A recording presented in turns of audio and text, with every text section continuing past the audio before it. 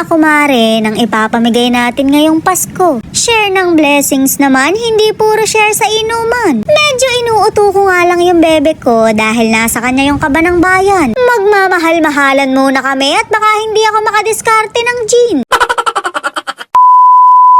Suportado nga ako ng mag-ama ko na mamigay ng pang Noche Buena ngayong Pasko. Syempre mare, hindi lang kada Pasko ang pagbibigay natin ng blessings. Marami rin tayong natutulungan kahit walang okasyon. Hindi ko na lang sila binivideo para sa privacy nila. Abay sugar daddy ko nga mare, may privacy, ibang tao pa kaya. Ganun yata talaga mare pagka may iniingatang ibang feelings. Uy, issue yan. Eme lang yun mare, mahiyain lang talaga siya. Hindi lang talaga siya sanay sa mundo ng social media. Pero wag kayong mag-alala, wala siyang ibang pamilya. Bukod sa mga manok, kami lang talaga. Pero nangako naman siyang magpapakita kapag masarap na siya. Kailan pa kaya mangyayari yun? Ang tsaka niya.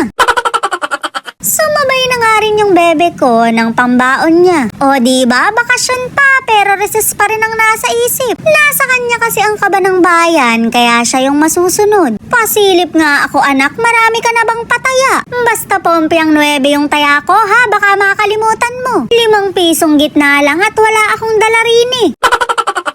Inuuto ko nga yung bebe ko at baka hindi ako makadiskarte ng gin. Yung ama mo naman kasi sa'yo pa pinagkatiwala yung kaban. Abay walang katiwa-tiwala sa akin, nakakatampo na lang. Baka daw kasi magbibili ko ng alak, bigla ko na lang silang gabayan. Kailangan mo pa ba ng gabay ko? Malakas ka naman kay San Pedro. Mare, parehas kasi silang may manok.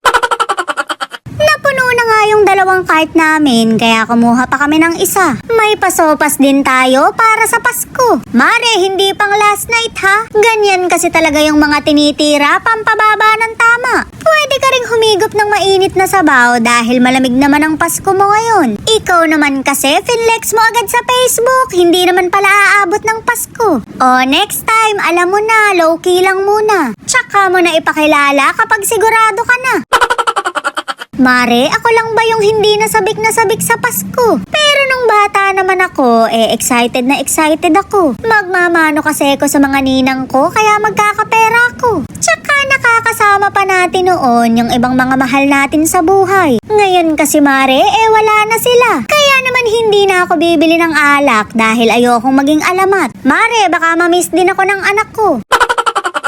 Bibili nga sana ako ng Pocky dahil paborito to ng sugar daddy ko. Kaso mare, meron naman ako nito kaya magpepero na lang siya. Pagka mahal-mahal pa ng Pocky na yan, sa akin ay libre lang. Mare, marami pa kasi akong stock nung nakaraan. Bibili na naman ba? Hindi naman siya mayaman.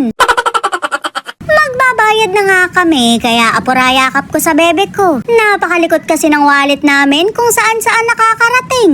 Ring at tinutulungan pa ako kaya very good siya dun. Abay dapat lang naman dahil nagbibili siya ng baon. Sa 1 taon pa yung pasok nyo pero sinecure mo na yung recess mo. Huwag ka nang maglalayo pa at magbabayad na ako.